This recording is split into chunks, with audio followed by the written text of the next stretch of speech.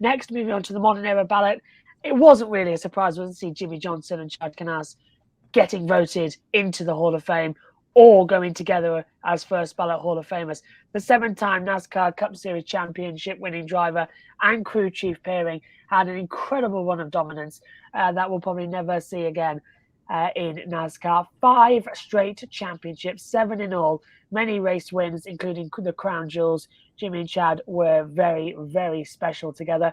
And considering everything they accomplished in NASCAR, you'd think that Johnson, at the very least, would get in unanimously. Ben, you've already dubbed him as I don't need a ballot Hall of Famer on this very broadcast as well.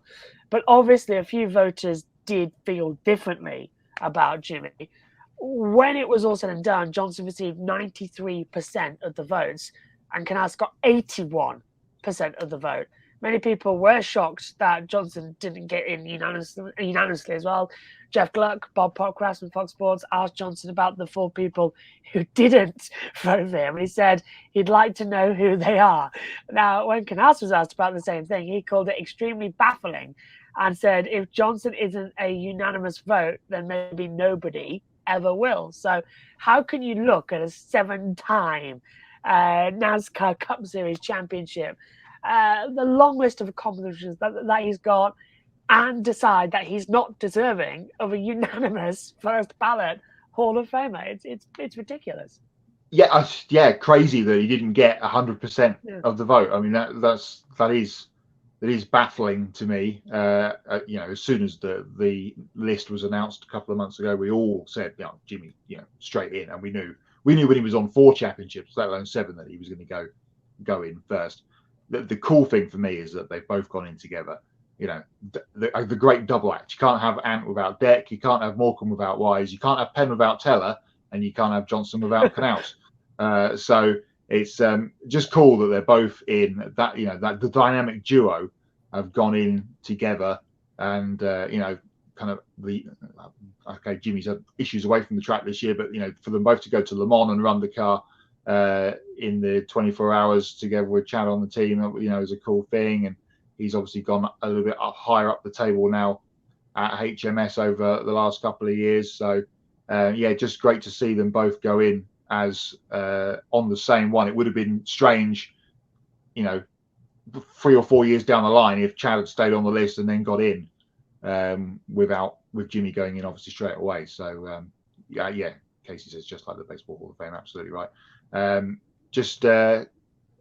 Interesting to see that, but great to see that they've both gone in. Matthew says, I would love it if we stopped putting out the percentage of votes for any sports Hall of Fame. This happens in every sport for one reason or another, with voters trying to make a statement. Here's the result, and that's the result. Sometimes maybe we don't need to see who's got the percentages right or wrongly, but Chad did say the people that haven't voted for him is probably people that he's annoyed over the years down the line. So that's probably on him. But why Jimmie didn't get 100% is, as he said, baffling.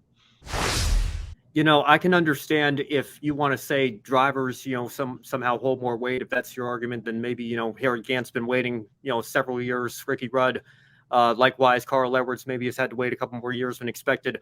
If you want to put them in over Chad Knaus, even though he and Jimmie are the perfect 1-2 punch, then I can say, you know what, fair enough.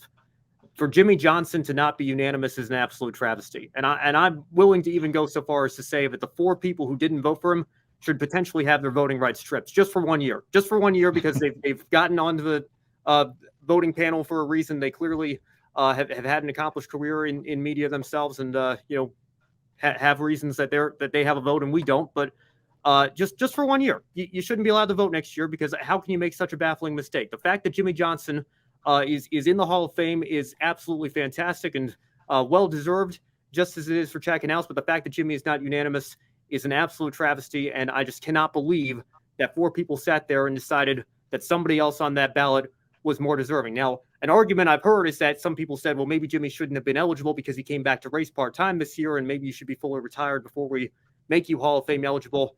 And I could understand that argument before the list of nominees were released. Toby Christie put out a tweet that I think was pretty on point shortly after the results came out. And he said, your job as a voter isn't to tell the process who should be eligible. Your job as a voter is to vote on the most deserving candidates.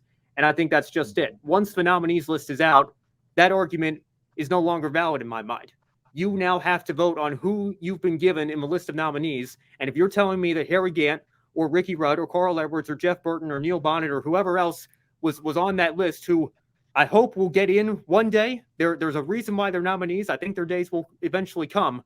But to tell everybody that, hey, these guys have a stronger resume than Jimmie Johnson is just asinine. You cannot make the argument that those guys should be going in ahead of a 7-time champion and 83-time Cup Series winner and living legend of the sport. And it's just driving me crazy today that I have to come on here and instead of celebrating Jimmie Johnson becoming the first unanimous NASCAR Hall of Famer, we're talking about 4 people who apparently didn't share our thoughts. And I think that's a shame. Behind the mic as well, Matthew saying there still has never been a unanimous inductee, not Petty, Pearson, Gordon, Johnson, etc. at this point. There never will be. I think that's a very key factor. I don't think there ever will be. And Josh, sadly. if I could just bounce off of that as well. I got a text from Seth Eves after I tweeted this out and threaded it, I guess you can say, and put it on my story and everything. Seth responded and said, I can understand Petty and Pearson because, that the Hall of Fame had just broken ground and you had a whole list of legends that you had to compete with. Gordon and Johnson are absolute travesties, but I will continue to go back. I'm going to die on this hill. I've made this argument several times before. The original 25 nominees that came out in 2009 from the class of 2010, they should have all just gone in straight away. We should have recognized these are the legends that nobody can argue. They're all in the Hall of Fame now anyway. Red Byron was the last one to get in 2018.